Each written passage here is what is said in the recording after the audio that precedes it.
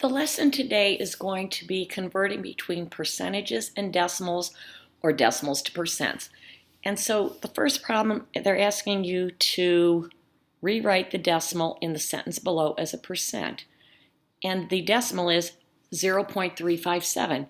What you have to understand, and if you memorize this and know it, it makes everything easy. When you go from a decimal to a percent, that means you're multiplying by 100. That means you're multiplying by 10 to the second power. We're a base 10 number system. If we are multiplying by 10 to the second power, we move the decimal 2 places to the right. And so on 0.357, I take my decimal point, I'd go ahead and I move it 2 decimal places to the right. And so you would end up with 35.7%. Okay, and that would be your percent. On the second one, the model was 4% of the size that the original was. So now we're going from a percent to a decimal. Percent to decimal, you divide by 10 to the second power, which means you're moving the decimal point 2 place values to the left. So if I take a look at this, in order to get rid of the percent, I would have to take my decimal, I would be moving it over 2 places to the left, and it would be 0.04. And it's something to remember. If you have 0.04, if you actually wrote that as a fraction, it'd be 4 hundredths, 4 out of 100, and that's why you have your 4%. Now let's take a look at the next problem. Converting a percent to a fraction in simplest form. They said write 38% as a fraction in simplest form. That means 38% is 38 per 100. 38 per 100 or 38 per, meaning divided by 100. So now we have our 38 out of 100. Both of these are even numbers, so you know that they're divisible by 2. And we've learned this before. If they're both divisible by 2, I can divide the numerator and denominator by 2, and then that would be 2 over 2, which equals 1. Identity property tells you you can multiply or divide numbers by 1 and keep the value. 38 divided by 2 gets us our 19. 100 divided by 2 is 50. That would be your fraction in simplest form. The next one, converting a decimal percentage to a fraction. Write 7.25% as a fraction in simplest form. Well, same thing. Let's go ahead. You take that percent sign off. So now you have 7.25 per 100, which would equal 7.25 over 10 to the second power. Same thing. We want to look, and we're looking as a fraction. That means if we're going to get rid of the percent sign, we are going to move our decimal 2 places, 1, 2 to the left.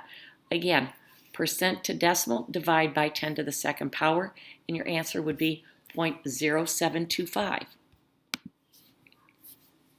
Converting a fraction to a percent. Take a look when it has a denominator of 4, 5, or 10. You could certainly know that that's going to be a 90%, but let's take a look at the math involved. In order to work at this, 10 times 10 gets me to 100. 9 times 10 would get me to what?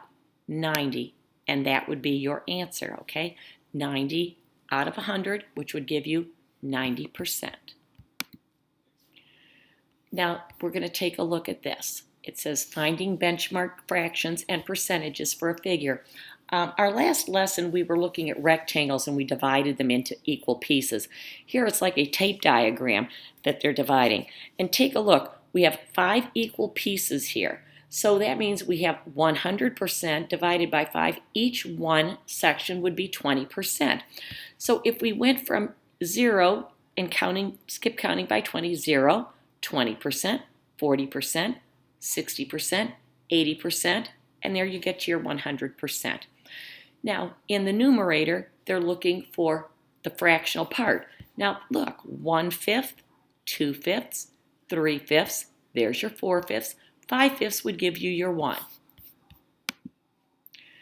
Next problem, converting a fraction to a percent. They're just trying to get you to recognize that in order to go from 50 to 100, what do? You end up multiplying by 2. So 50 times 2 gets you to your 100. 12 times 2 would be 24. 24 out of 100 would give you your 24%.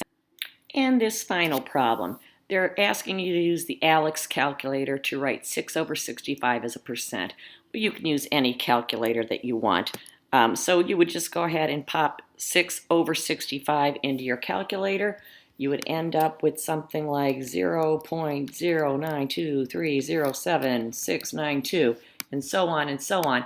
And in order to convert a decimal to a percent, we said that we do what? We are going to be multiplying by 100, which means this will go 2 place values to the right. So I'm going to go ahead and put 9.2307. I don't need all the trailing decimals there. But if I have something like this, and then they ask you to round to the nearest tenth of a percent, that means that I'm going to draw a line right here, and we have a 2. The guy next door is a 3. What happens if it's 5 or above? This would go up by 1, but if it's below 5, it would stay the same. Therefore, your answer would simply be 9.2. And that is it.